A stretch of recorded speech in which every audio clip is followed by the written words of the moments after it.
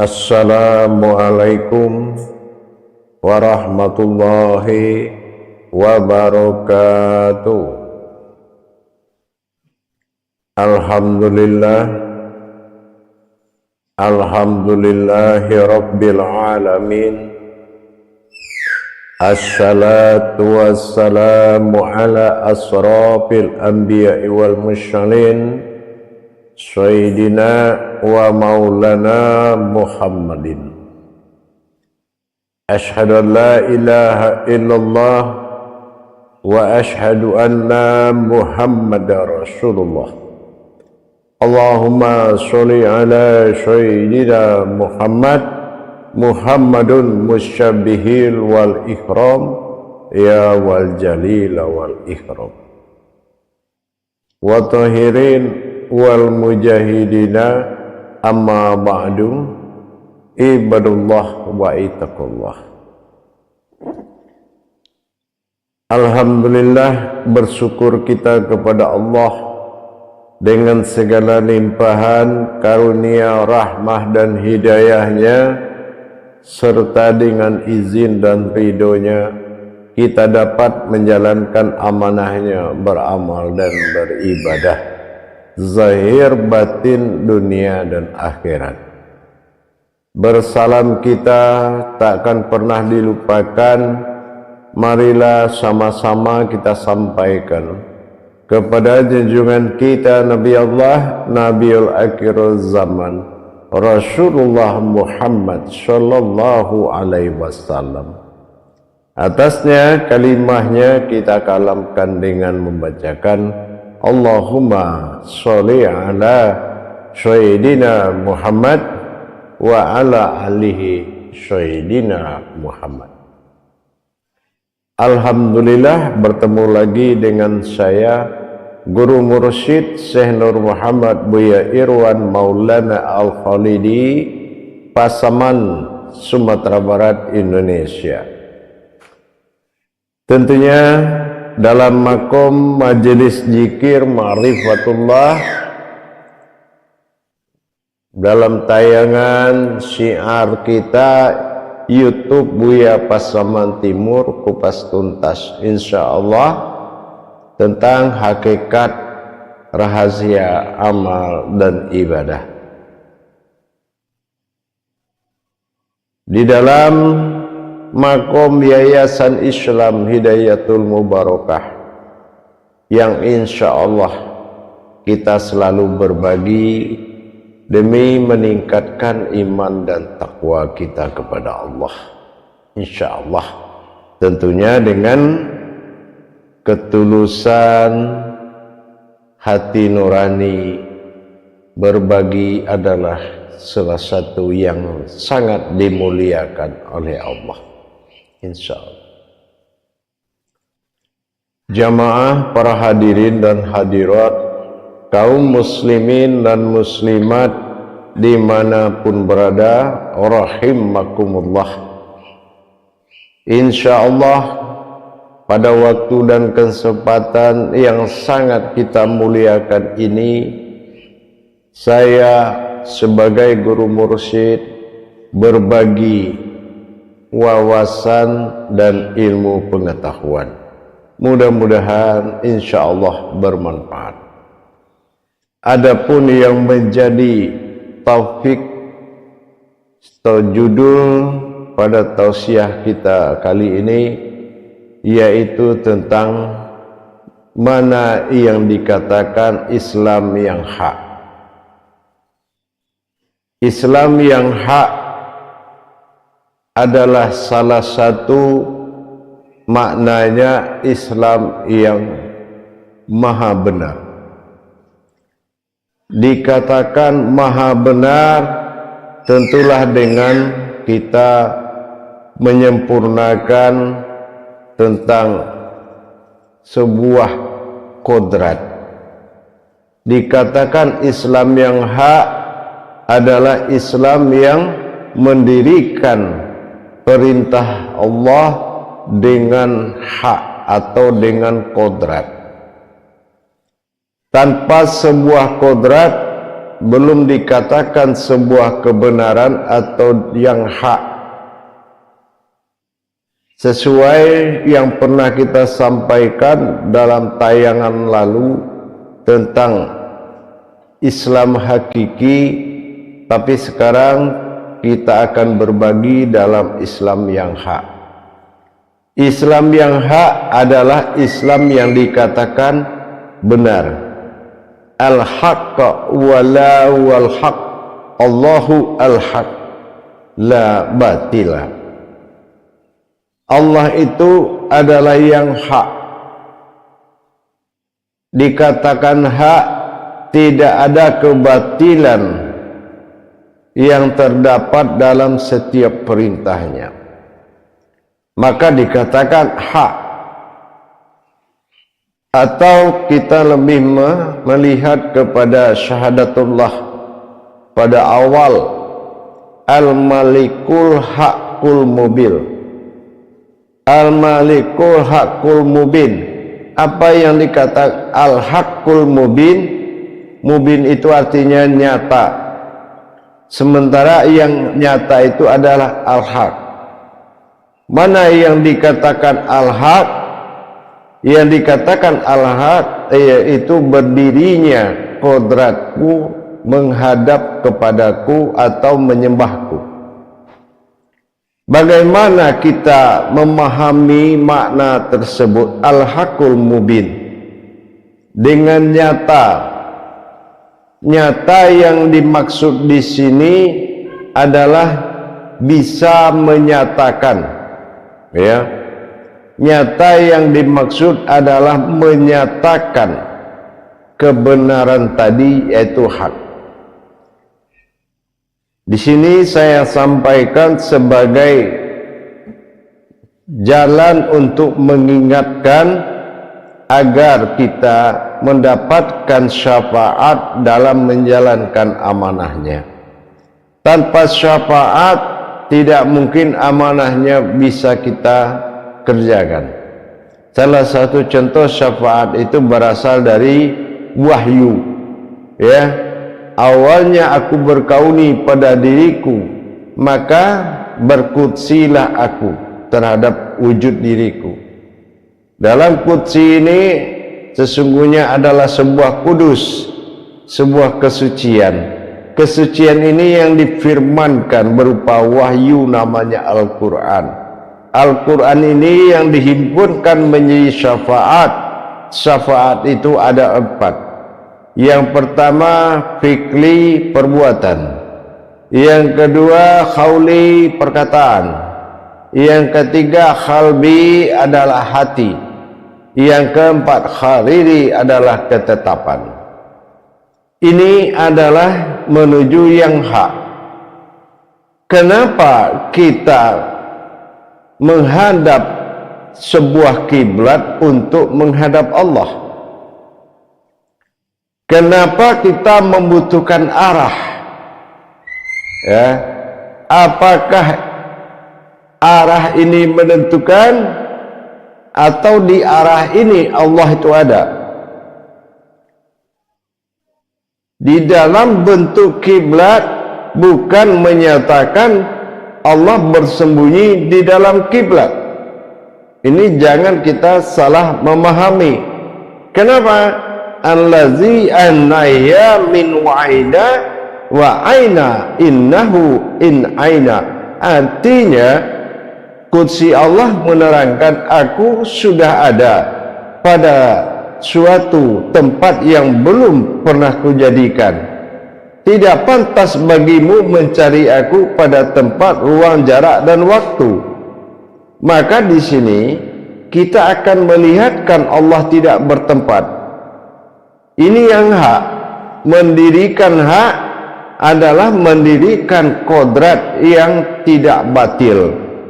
Mana yang kodrat tidak batil, kita harus bisa mewujudkan kodrat yang telah dipusatkan menjadi kiblat.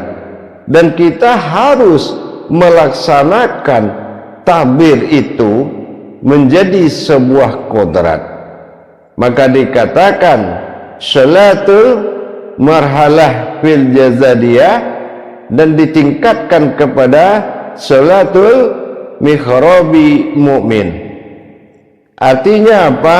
Awalnya salat itu hanya menggerakkan jasad belaka, dikira itu sebuah amal, dan ditingkatkan lagi kepada mengarah kepada mikhrabi mu'min. Artinya orang berilmu itu dia akan tahu mana yang menghadap kiblat dan mana yang menghadap Allah. Ini artinya salat ini harus mendapatkan Islam yang hak. Apa yang dikatakan Islam yang hak? Yaitu kiblat adalah kodrat. Ya. Apa yang dikatakan kiblat adalah kodrat? Seseorang harus tahu dikala dia bertakbir, dia harus mikrot kepada kodratnya Allah. Apa yang kodratnya Allah? Yaitu mendapatkan sebuah makom diri dan mendapatkan sewujud diri.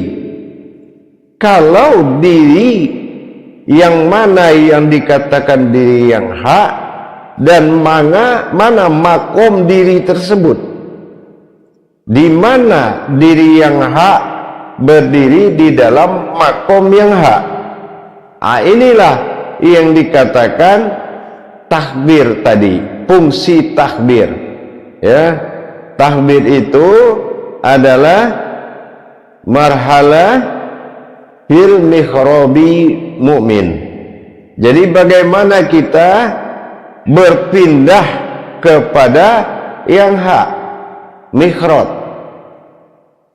Mana pasangan yang dikatakan kiblat menjadi kodrat, yaitu kalau kita tidak berubah menjadi kodratnya Allah, maka ini belum dikatakan kita beribadah, yaitu dengan mendirikan Islam yang hak, yaitu yang benar. Ya, nah maksud yang benar adalah nilainya adalah kodrat. Ya, nilainya adalah kodrat. Mana yang dikatakan kodrat alam ibadah itu yang disebut dengan Baitullah, mana yang dikatakan sumber ibadah, makom ibadah yang dikatakan Baitullah, dan mana kodrat yang beribadah yang dikatakan Ka'bah. Sudahkah ini terwujud di dalam perbuatan takbir saat kita sholat yang bersifat seibadah yang hak? Berhadapan kedua kodrat tersebut berdiri berwujud, ini namanya ibadah diri. Ya, ibadah diri ya harus mencapai ibadah yang hak, al-haqqul mubin. Nah, mana yang al-haqqul mubin, mana yang jatuh? Kenapa semua mengatakan itu pada Ka'bah? Ka'bah sebagai kiblat, maknanya apa? Ka'bah itu bukan kita membayangkan Ka'bah itu ada di Mekah, kita membayangkan di Arab, bukan seperti itu. Sehingga kalau ada orang datang dari Arab dibilang ini tamunya Ka'bah. Nah, ini sudah terbalik pemahaman. Tapi yang dimaksud dengan arah adalah persiapan kodrat. Mana yang dikatakan diri yang diwujudkan pada Ka'bah, mana yang alamnya disebut dengan Baitullah, sehingga kita berdiri berkodrat Ka'bah Baitullah. Apakah sudah terjadi di saat kita takbir Allahu Akbar? Ini yang dikatakan yang hak. Ya, Islam yang hak, yaitu yang berkodrat. Jadi bukan kita mengarah kepada Masjidil Haram, tetapi mengarah kepada kodratnya Masjidil Haram. Ya, kodratnya Masjidil Haram itu adalah satu kesatuan dari himpunan Ka'bah Baitullah. Itu dikatakan Masjidil Haram. Ka'bahnya menjadi masjid, Baitullahnya menjadi hak atau tidak haram, atau tidak diharamkan. Kalau dalam Islam, haram itu tidak seperti makanan yang haram. Salah sedikit itu disebut haram. Nah, kalau kita pernah pergi haji, apabila kita salah dalam melaksanakan syar'inya, pasti ada teguran. Hei haji, haram, haram. Nah, seperti itu. Jadi artinya Masjidil Haram, ya, itu dikatakan hakikatnya adalah Ka'bah Baitullah. Mana yang menjadi Baitullah dan mana yang menjadi Ka'bah dikala takbir berkumandang. Kalau kita tidak bisa mencapai hak seperti itu, berarti kita belum mencapai kebenaran. Memang apapun perintah Allah itu semuanya baik, tetapi ada yang lebih baik, yaitu kebenaran. Apa kebenarannya? Ada yang hakiki, ada yang hak, dan ada yang mutlak. Nah, ini juga harus kita pahami. Hubungan batin dengan Tuhan itu tajalinya adalah solat. Solat ini yang berba'da 5 waktu disebut sa'adiyah, yang kekal dalam waktu yaitu 24 jam disebut dengan sahadah, langsung. Nah, dengan ini kita harus memahami tingkatan-tingkatan kodrat yang berdiri. Nah, kita contohkan dalam takbir. Allahu Akbar, ya. Kalau ini kalimat hidup di mata kita, sesungguhnya dia memperlihatkan 3 kodrat, ya. Nah, tapi kalau ini kalimat tidak hak atau tidak hidup di pandangan kita, dia berupa ucapan saja, ya. Nah, inilah kerugian yang nyata, ya. Setelah rugi ada lagi yang dikatakan celaka. Celaka itu orang yang tidak mau tahu dengan ilmunya, ya. Fawailul mursalin, celakalah orang yang sholat. Artinya yang tidak ada ilmunya, yang tidak memiliki pemahaman dan ilmu di dalam ibadah, maka itu adalah kerugian yang nyata. Jadi yang dikatakan Islam yang hak adalah kodratnya tidak bersekutu dengan apa yang ada di bumi dan apa yang ada di langit. Ka'bah menjadi sebuah kodrat diri dan Baitullah menjadi sebuah kodrat alam. Mana Ka'bahnya Baitullah? Dikatakan di sini bahwa ada kata ba'ah. Jadi kalau ada dalam kalam ba itu adalah berupa batin, itu kodratnya zat. Apakah kita batin yang terlihat atau batin yang bersifat zat yang berdiri? Apakah sudah itu ada kata aku yang berdiri zahir dalam batinnya Allah? Nah, ini kita harus pas melaksanakan mikhrabi mukminnya, orang berilmu yang bisa berbuat demikian. Kalau tidak ada ilmunya, tidak akan pernah bisa untuk mendapatkan yang dikatakan kodrat yang hak tersebut.